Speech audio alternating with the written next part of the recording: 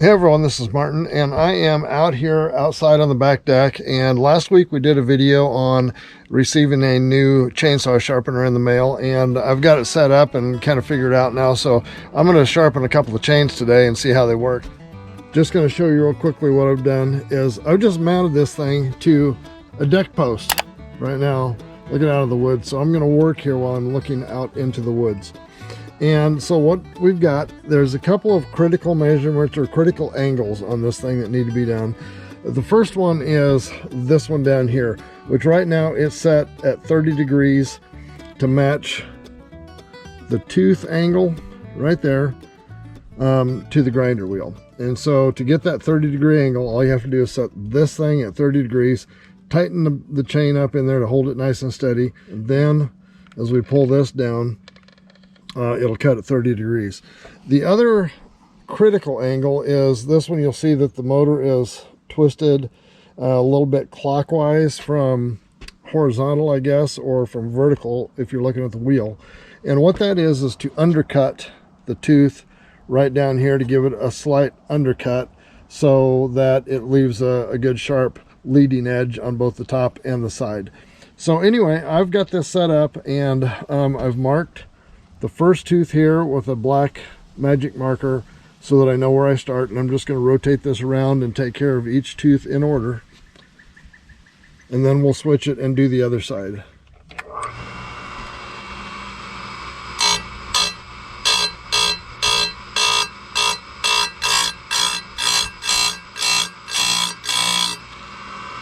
And what they recommend is doing those in short little bursts down through there so you don't heat the tooth up.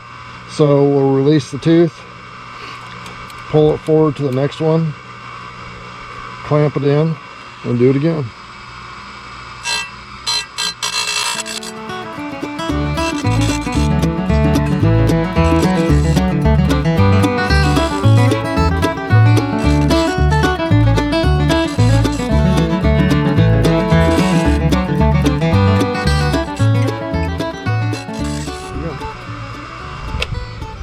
Okay, we are done with the left-hand tooth.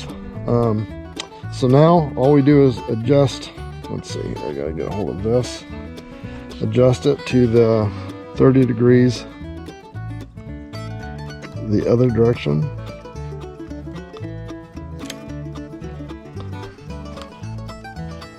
Okay, and we'll have to reset.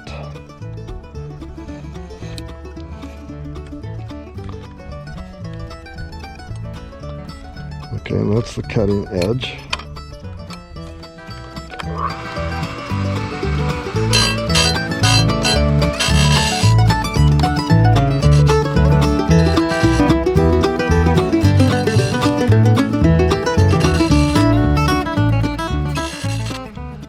Okay, I'm sure it's hard to see, but I can tell you right now that the leading edge of those things are sharp as a razor blade.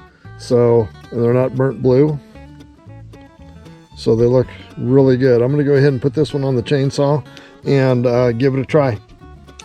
Okay, so before I go put this on and try it out, I wanted to just mention a couple of things. First of all, you'll find links to all of this stuff down below in the description.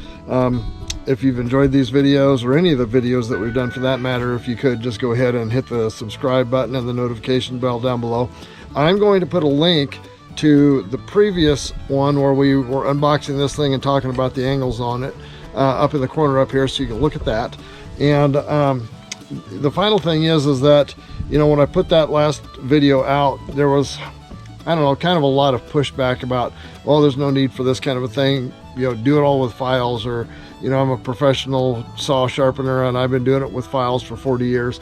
And I get that, I really do. I have sharpened chainsaws myself for over 40 years using nothing but a little round file. And, you know, there's nothing wrong with that. But I can tell you, after 40 years of filing and knowing the work and the effort that it goes into getting those things just the right angles and all of that, this is a lot easier and gets it done. I still expect I will be using files quite a bit when I'm out and just need to touch them up a little bit when they start getting a little bit dull. But when I need to get the angles reset and you know, take out nicks and gouges and things like that in the teeth, this is going to be the tool that we go to do that with. So let's go get this on a saw, see how it cuts.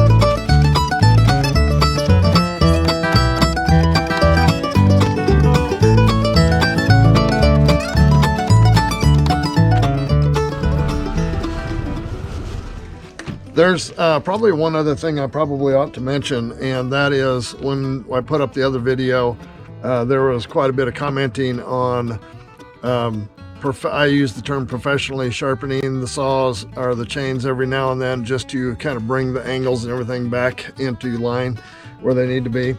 And there was quite a few people that said, well, chains wear out, so why would you go get them professionally sharpened? Just buy a new chain. But the reality of it is that you can get a lot of sharpenings out of a chain before you've worn it out. So my whole game plan has always been get them sharpened at a saw shop occasionally, just to get everything cleaned up and nice and straight again, and then sharpen them usually 3 or 4 times with the file before they really kind of get out of whack to the point where I need to get them all straightened back up again. So the only difference is now I'll be doing all of that here at home rather than, you know, hauling them to the shop to be sharpened. And you know, if you love sharpening with files, more power to you. If you like to buy new chains before the old ones are worn out, more power to you. But to me, I've been cutting firewood for over 40 years, and I really enjoy now having that good grinder sharpener to clean everything up, straighten everything up. So all I have to do is touch them up a little bit, and then when they need to be sharpened again with that, I'll do that again. Anyway, I'm gonna unload some of this, go get some more.